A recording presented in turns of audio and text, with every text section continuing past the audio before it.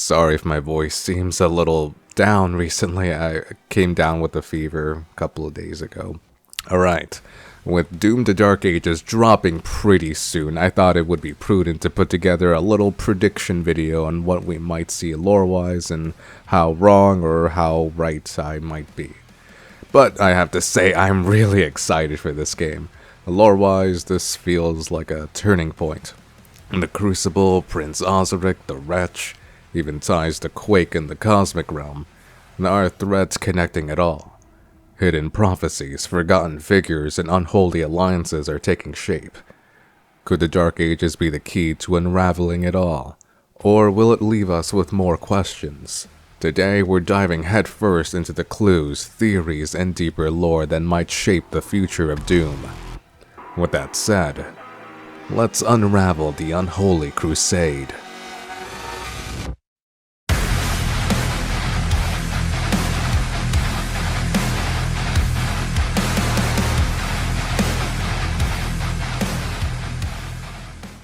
There is one figure in Doom the Dark Ages who demands our attention, Prince Ozri.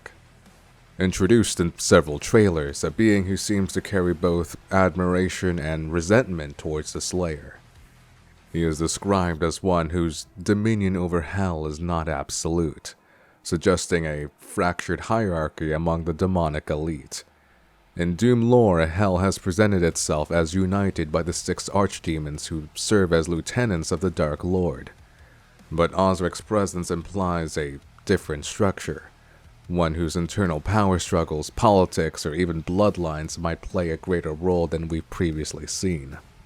His title as Prince implies lineage, legacy, which begs the question, whose legacy is he carrying? Here's where things get a bit interesting. We know from the Ancient Gods DLC that the Dark Lord at Devoth was revealed to be a primeval, or rather the father who built the universe known as Jakad before it was corrupted into hell. With this in mind, is he his heir, a descendant, or something else entirely? The trailer hints as Ozri harboring a strange admiration for the Slayer, famously dubbed the only one they fear. It's possible Ozri envies the Slayer, since he is literally an incarnation of a primeval, or the Dark Lord himself. Some fans have already pointed to the symbols etched across Ozri's body.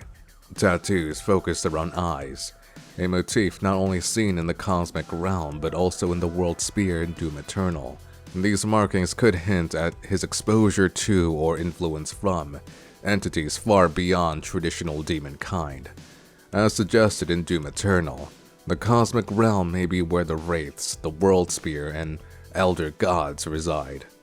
If Ozri bears their mark, does this indicate some sort of a relationship? Is he a hybrid or something far more ancient, born of hell but touched by cosmic forces? His motivations remain a mystery for now, but the potential is staggering. A prince of hell seeking dominion not through brute force, but through prophecy, legacy, and perhaps even a pact with cosmic forces. This leads us into the first bold prediction for this video. The demonic Crucible, a weapon first seen in Doom 2016 and later in Doom Eternal, may not actually be demonic in origin. Let me explain. The Crucible has been noted to have a special connection with the Wraiths, beings capable of producing immense power for the production of Argent energy. In fact, it was the demonic Crucible that freed the Wraiths during the events of Doom 2016. These same beings have been noted to be other-dimensional, originating in the World Spear, which dons the same cyclopean architecture of the cosmic realm. The symbolism deepens when we look at the Sephiro, an ancient diagram rooted in Kabbalistic mysticism. The symbol, made up of 10 interconnected spheres, is traditionally used to represent the structure of reality, the divine flow of energy, and the relationship between spiritual, physical, and metaphysical realms. And yet, within Sentinel iconography, the Crucible is seen positioned directly at the heart of this sacred geometry. What does this imply? In the Doom universe, the Crucible might be more than a weapon. It may be the keystone of creation, or perhaps its unraveling. And that leads us to the Tree Prophecy, the cryptic whisper found in Doom 2016's Kadinger Sanctum. in which it states,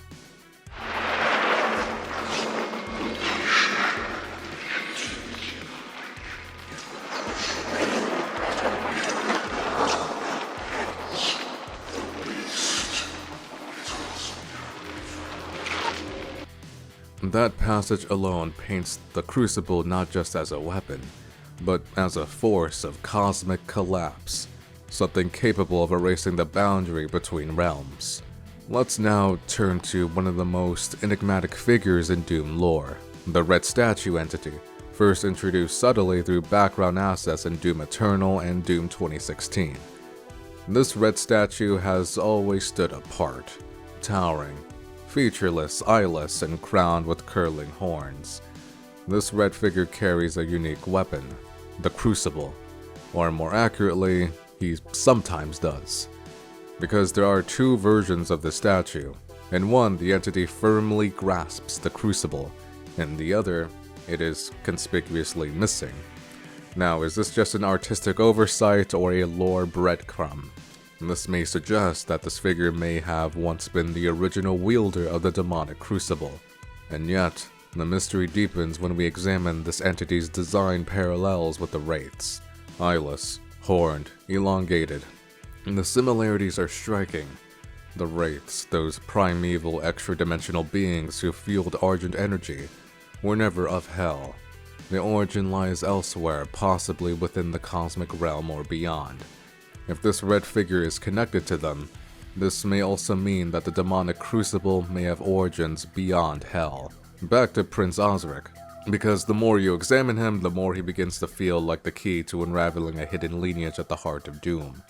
Introduced as a Prince of Hell, his authority is fragile, but possibly a part of a cosmic bloodline that reminds me a lot of another prophecy found in Doom 2016's Vega level. You shall feel such pain as that cinnamon the Dark Lord himself. And father shall be son, and sister shall kill brother, and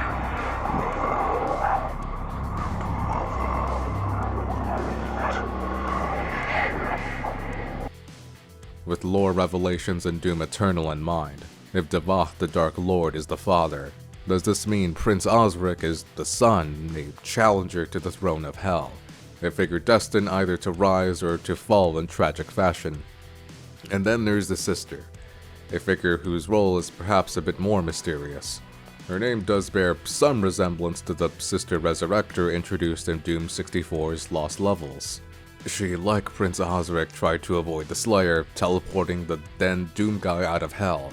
Not out of mercy, but out of sheer exhaustion from his rampage.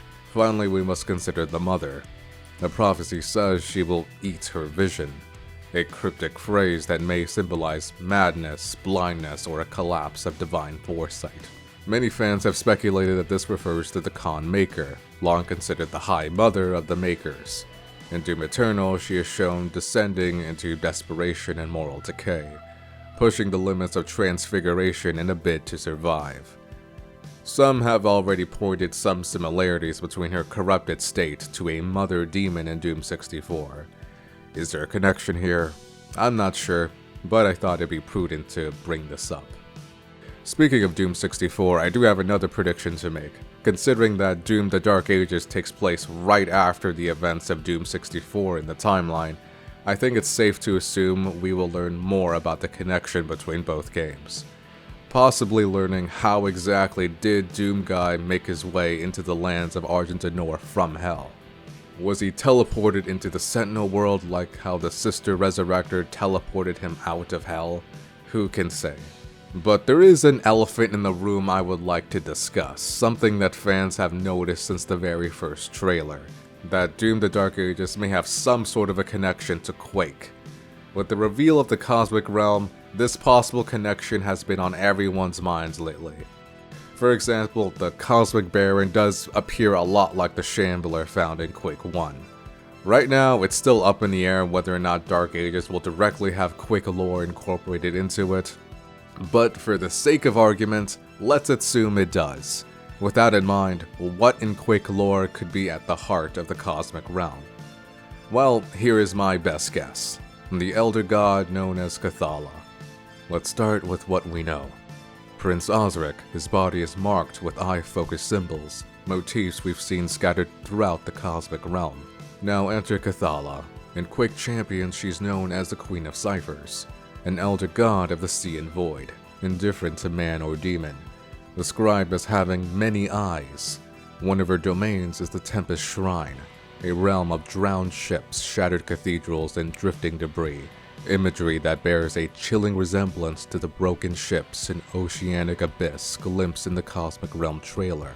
Additionally, the symbols and runes associated with Cathala does bear some similarity with the ones found in the Cosmic Realm.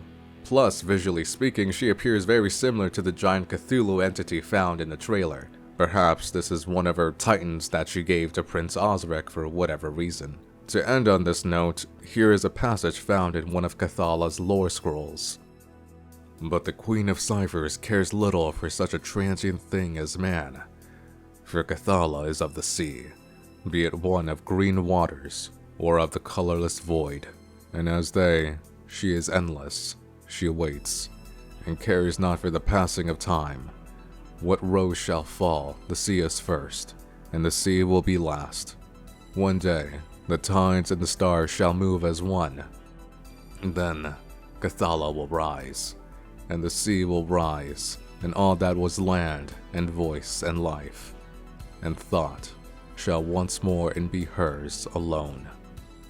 So in short, the eye motifs, the ocean imagery, the broken ships, the symbolism of watching an awakening, may line up with some sort of a connection with Cathala. But then again, that's assuming the Dark Ages will incorporate lore from Quake, which from what we know may not be the case. A completely different and new Elder God may be involved here. But if I were to make any hard predictions, I'm pretty sure this won't be Shub-Niggurath from Quake 1, since it would be a bit weird how the premier Elder God of Quake will show up in Doom after all these years and not a new Quake game.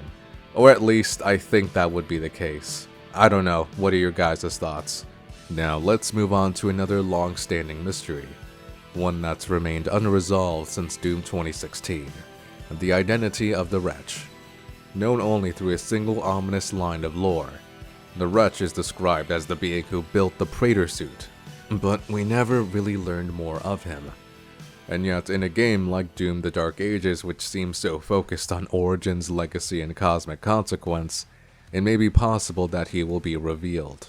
Here is what we know. The Praetor suit isn't something overtly Sentinel in design.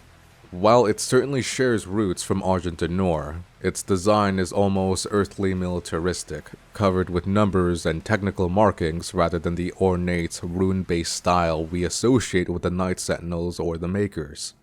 That alone is a bit odd. It suggests that the suit was constructed by someone or something outside standard Sentinel conventions. And that's where the Wretch becomes such a tantalizing wildcard. There are theories that the Wretch is a forgotten Sentinel, a fallen Maker, and if you want to go even crazier into the theories, there's some solid posts that the Wretch is actually the Doom protagonist from Doom 3, or even the Ranger from Quake. Honestly, there really isn't much information on this subject, so I'll just drop this on here as something we might see in the Dark Ages.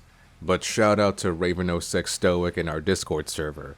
He brought up a really interesting possibility that the Praetor suit may be built after the destruction of the armor the Slayer wields in the Dark Ages. At the end of the latest trailer, you do see the Slayer's helmet being damaged. Plus, he, along with Blazkowicz III, another regular in the server, discussed the possibility of Commander Valen's son being coerced into later on when he is subject to the Icon of Sin ritual. Another really interesting thing he brought up are the subject of the Agadon Hunters, which according to Doom Eternal lore, Agadons, or these giant monstrosities, used to inhabit the Earth. And apparently there's a bunch of them in the Arctic Zone. Which, since Agadon Hunters are in Doom the Dark Ages in the Sentinel homeworld, I'm wondering if Earth will be incorporated in the campaign in some way. Could be not. But before I end things here, I wanted to bring up one last thing, and that is the Slayer's new adorable companion, a cybernetic pet dragon named Sarat. He or she is most definitely a good boy or girl that probably enjoys pets, scratches, and cuddles. But there might be a cool little lore nugget here. The name Serrat means sawn, serrated, or sawtooth, which may be a reference to the Slayer's new chainsaw shield. But this may go deeper. There is a flower called Serrat dianthus, a flower that bears a similarity to the shield itself. Plus, this kinda goes back to Daisy, the Slayer's old pet bunny. Now, Daisy is also named after a flower, so a part of me thinks that the Slayer likes to name his pets after different kinds of flowers, and secretly enjoys gardening during his spare time. Which really brings back those Animal Crossing memes way back when, but what do you guys think? So as we stand on the edge of the unholy crusades found in the Dark Ages, the pieces are beginning to form into a much larger picture. Considering that the game is coming out in a few days, and from what I'm understanding, a lot of people are already playing it, I would be very careful right now since spoilers might be everywhere. And I know for a fact some YouTube channels like to put spoilers on their thumbnails and on the title in like bold letters and everything, so feel free to watch out for that. As for me, I am taking my time with this game. I'd rather not rush out videos for the sake of content. I really want to enjoy the Dark Ages and take my time with it. I suggest you do the same. Doom has been something of a comfort franchise, and I can't wait to get my hands on it. But make no mistake, in time I'll make an updated lore video and I will go all out with new information from the Dark Ages. But with that said, if you just want to chill and chat about Doom, feel free to join my Discord server. Me and a couple of the regulars discuss Doom lore all the time. Feel free to stop by in. You're among friends. And as stated before, a lot of the ideas here were made because of these Discord conversations. Well, like, comment, and subscribe if you're new. Feel free to donate to the Night Owl Patreon if you really want to support us. But with that said, have a damn good one.